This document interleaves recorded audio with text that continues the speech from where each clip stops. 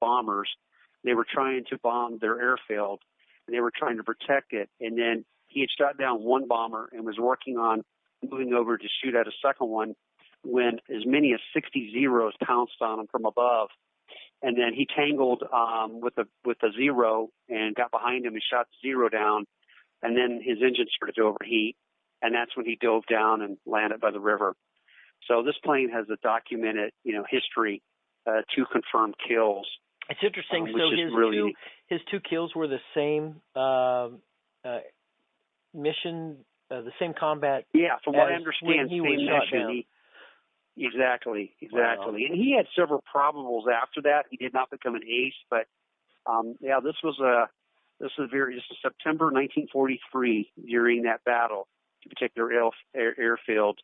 That Joel got tangled with those 60 Zeros and survived that. And as the record shows, he always wondered, about his airplane. Of course, it was recovered. It's got to be one of the later recoveries in 2004, 2005. Yeah, that's true. Huh. So I'm looking at my notes here. It was built by Curtiss in Buffalo, 1942.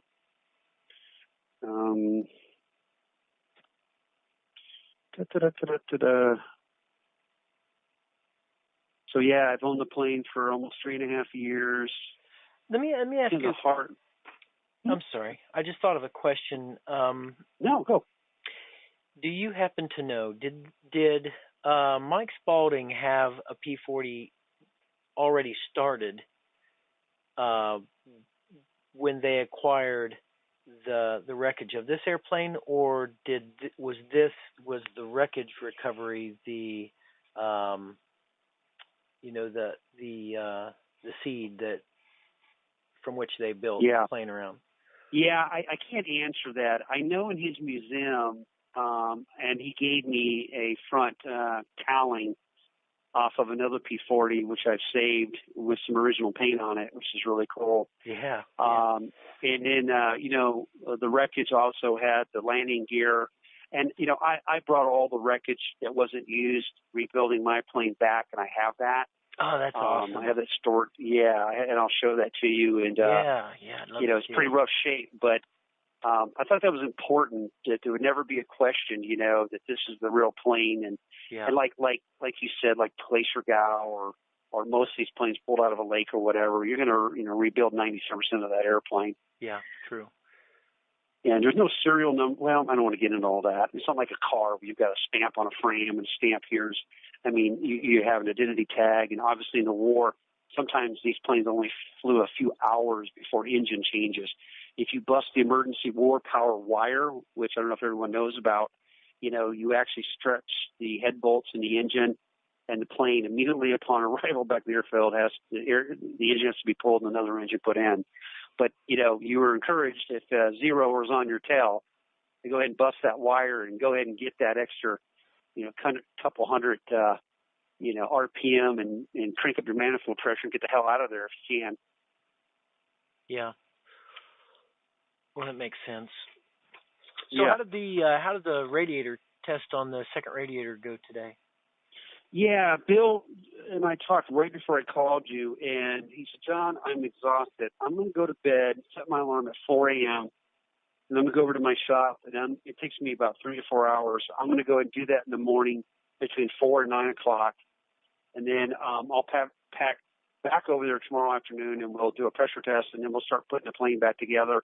He said, I am still telling you, since the first one had more leaks than the second, I'm 97% sure everything's going to be fine. That's awesome. So that's where we stand right now.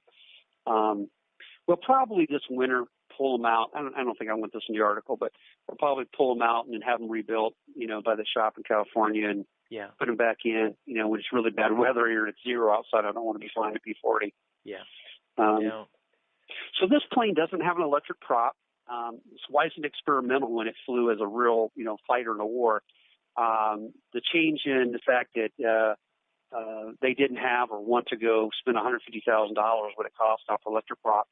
So basically, it is licensed as an experimental because of that. So for the category. Okay. Is that are there other mods that would put it in the experimental category? Well, we don't believe the dual control mod, because we follow the Curtis blueprints, would be an issue. We believe if you went and got electric rock, put it on it, that we would be able to reclassify it into and you'll have to help me here. Standard category. Yeah, category. I believe that's right. We might have to research that, but yeah, that's been a question that's come up. I don't have a problem. I've owned the Bulldog experimental. My PC7 is not experimental because they went through all the requirements trying to sell them to the government air forces as they did. I think over 20 different countries purchased the PC7, so it flies with that standard category. But that's the only reason that it's classified the way it is. Well, that makes sense. Well, I think we pretty much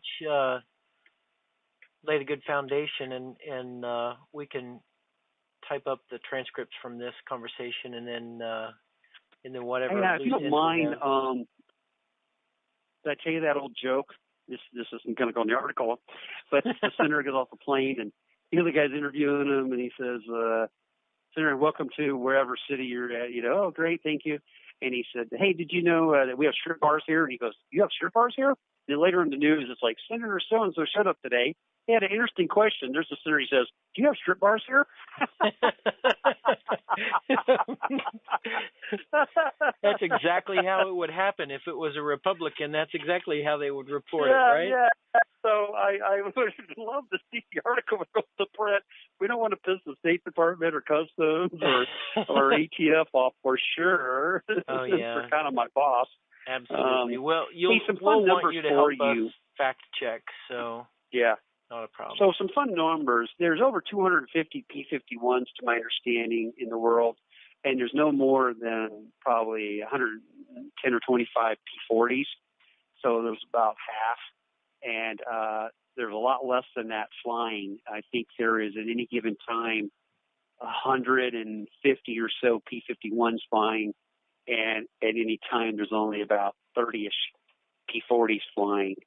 So not taking anything away from P-51s, but you want to talk about rarity. I think that's why we've seen the price gap close. It used to be you could buy a P-40 for half the price of a P-51, but that sure has changed. They're selling now for 80-90% of a P-51, and I think it's for that reason, the rarity of them. Yeah, that makes sense.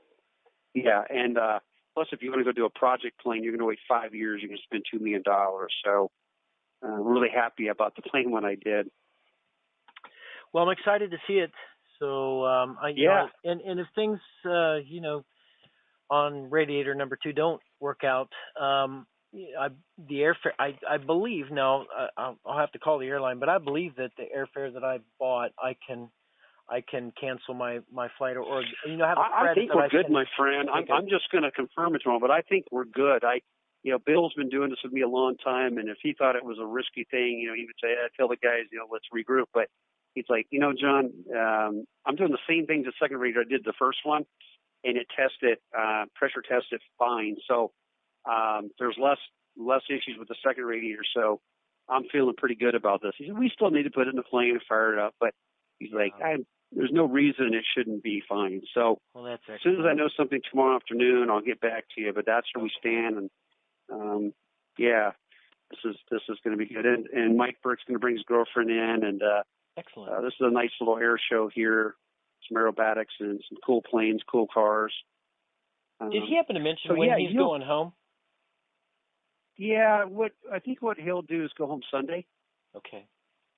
So our goal Friday is he'll go fire it up and he'll do a run up and he'll taxi around and he may want to come cut the engine and check for leaks. That's I'm sure we'll do. And then he'll go buzz around the airport, make sure it's flying fine, and he'll come land, and then we'll go up for some rides, go do a quick trip over here. And I think we'd want to do some photography.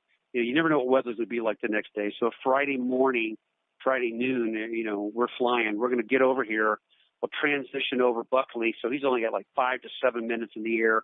He's got a safety airport on the way. Boom, he'll be here. It's just like 12, 15-minute flight. And then we'll fly over here by the reservoir, get out of the flight path